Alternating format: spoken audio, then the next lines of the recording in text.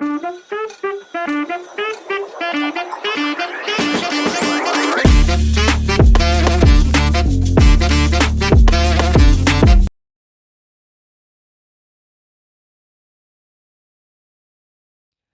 मित्रांनो, स्वागत आहे तुमचं आपल्या यूट्यूब चॅनलमध्ये.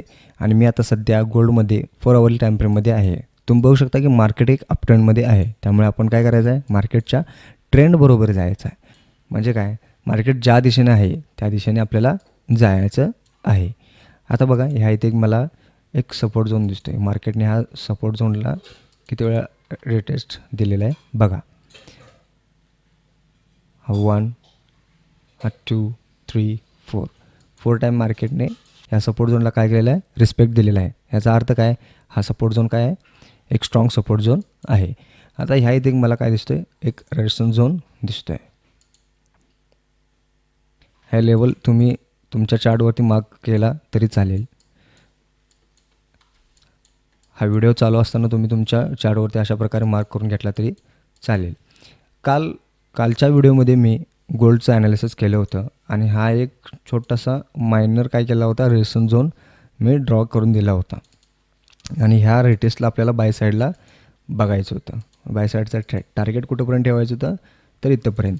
म्हणजे हा स्कॅल्पसाठी मी ट्रेड दिला होता. आणि तुम्ही बघू शकता की मार्केट आत्ता कुठल्या लेवलला आहे ते. आता काय करायचं आहे, ज्यावेळेस मार्केट ह्या वीकचा ह्या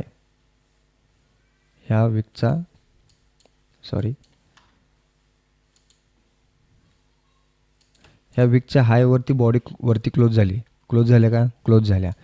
तर ह्या बॉड्या तर वरती क्लोज झाल्या, तर काय, तर ह्या झोनवरती, ह्या क्यू झोनवरती मार्केट रिटेस्ट केलं पाहिजे. मग आपल्याला या इथे बाय साईडचा ट्रेड फाइंड आउट केला पाहिजे.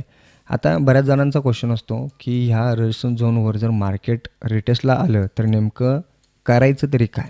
म्हणजे बरेच जण काय करतात, फोमोमध्ये येऊन लगेच पटापटा ट्रेड घ्यायला लागतात. ह्या इथे म्हणजे कोणतीही कॅन्डल असू दे, थोडीफार ग्रीन दिसली तर लगेच आपल्याला रेजिस्टन्स झोनवर आला आहे, रेजिस्टन्स ब्रेकआउट केला म्हटलं काय झाला, हा सपोर्ट झोन झाला.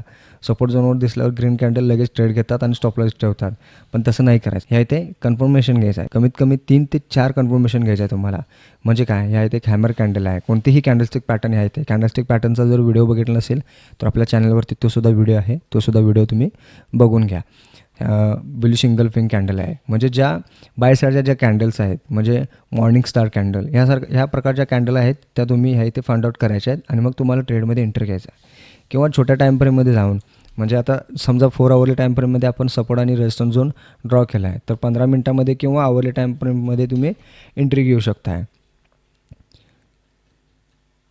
आता ह्या इथे बघा, मार्केट ह्या इथे रिटेस्टला आलं तर ह्या इथे मॉर्निंग स्टार बघा किंवा ब्रेकअप स्ट्रक्चर बघा.